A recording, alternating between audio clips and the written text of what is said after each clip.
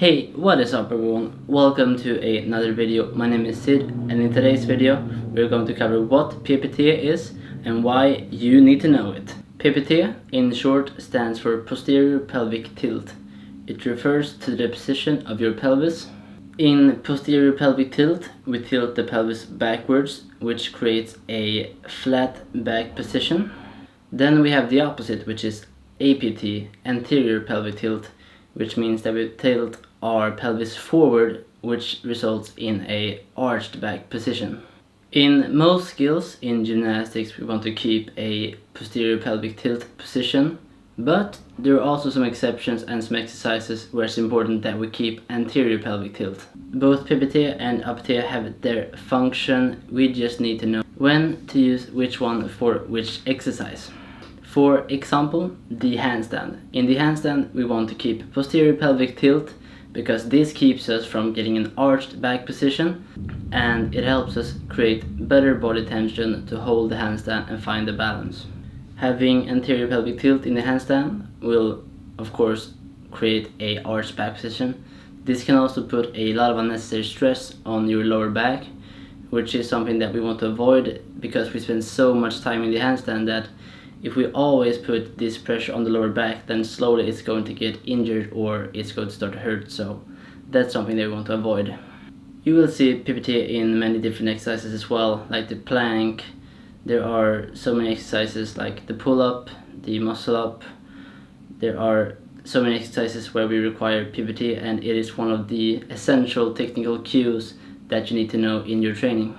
APT, or anterior pelvic tilt, is often seen as the bad guy, but it also fills its function, and it's important in many exercises as well to keep anterior pelvic tilt. So some of the exercises where we need to keep APT is like the squat. So in the squat we want to keep the pelvis more tilted forward to avoid putting a lot of pressure on our lower back, same as in the handstand. So here we want to avoid tilting the pelvis backwards, because this will create a rounded back position, which will lead to some unnecessary load on the lower back and will increase your risk of injury. Another common place where we see the APT versus PPT is the pancake and the pike stretch.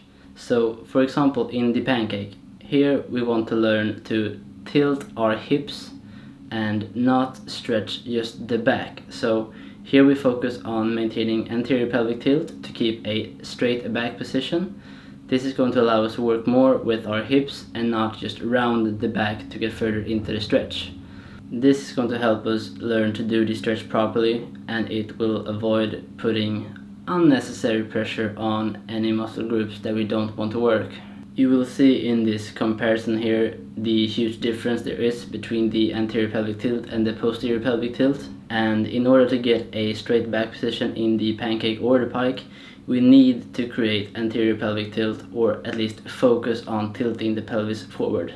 So to put a conclusion on the anterior pelvic tilt versus posterior pelvic tilt, they both have their function. You need to vary which pelvic tilt you use depending on the exercise that you're doing. And now we're going to move to some progressions and exercises to help teach you how to properly tilt your pelvis. The first exercise will be a chest to ground anterior pelvic tilt versus posterior pelvic tilt. This exercise we use to help teach you how the anterior pelvic tilt is supposed to feel like and what the posterior pelvic tilt is supposed to feel like. Lie on the ground in a straight line with your hands in front of you, straight up, and then you want to arch your back and try to get your butt up as high in the air as you can. This is anterior pelvic tilt. Remember this feeling. Next, you want to engage your abs, you want to squeeze your glutes, and you want to try to almost suck your belly in, trying to create a hollow body. This is going to be what a posterior pelvic tilt feels like. You almost want to imagine trying to drive your hips into the floor to really feel this position. Perform this for about 5 to 10 repetitions of both, and this is going to help you learn how the anterior pelvic tilt and the posterior pelvic tilt is supposed to feel like. Next up, we're going to do back to floor posterior pelvic tilt. So this is mostly going to challenge your PPT.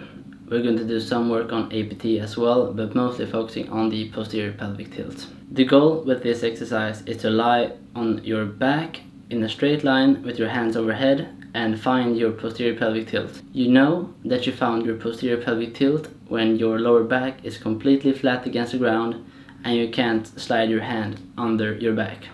To do this, you need to do like in the last exercise. You need to engage your abs, you need to squeeze your glutes, you need to try to flatten your rib cage. You want to start with drawing your breath as you're doing the exercise, and as you start to feel the PPT and your lower back against the ground, then you want to slowly release your breath and still maintain that good body tension. This is super important because we need to be able to find this tension in the position without holding our breath. To adjust the difficulty of this exercise, you can bend your legs, which is going to make the exercise easier, or you can straighten your legs, which will make the exercise harder. You can also bring the arms down towards your body, which is going to make it easier, or you can keep them straight above your head, which is going to be the most difficult. You want to either do this for repetitions or you can hold it for time. If you hold it for time, do about 30 seconds for a few sets, and if you do repetitions, do between 5 to 10 repetitions. In the next exercise, we're going to start to apply the PPT and APT in some strength exercises. So the first one we're going to do is a kneeling plank position. This is going to be a challenge for you, and it's going to start to incorporate this technical cue in the exercises that you are going to use in your training. So you want to simply do like you did before. You want to engage the abs, squeeze the glutes, try to really suck your belly in and feel this position, feel the posterior pelvic tilt, and then arch your back, feel the anterior pelvic tilt, and then go between these two positions.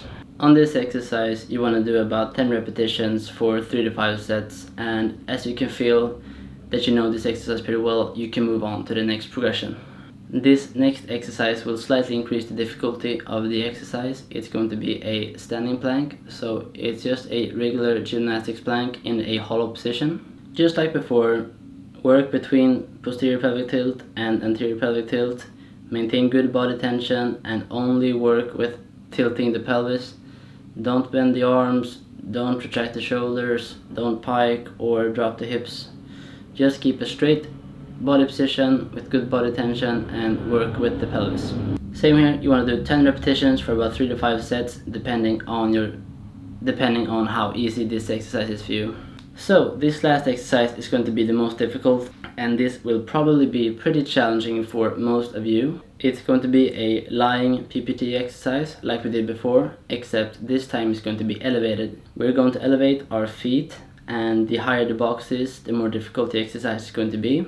So to start the exercise, start lying down on the floor, hands above the head, and put your feet up on a box or any object you can find that is stable. Lift your butt up into the air until you have a straight body position, and once you get into this straight body position, maintain this and then perform your PPT and APT exercise. So simply go between anterior pelvic tilt and posterior pelvic tilt like we did before, while maintaining good body tension in a straight body line. You can either do this exercise for reps or you can do it for duration of times.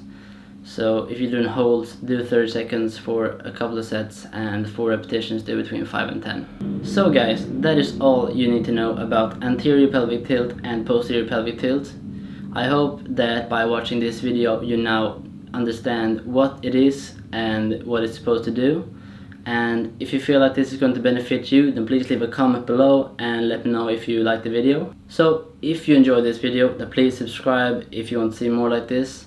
And if you want to find any of my training programs or you want to support my channel, I have links to my website and my Patreon page in the description. So check those out if you want to, and I will see you guys in the next video. Peace.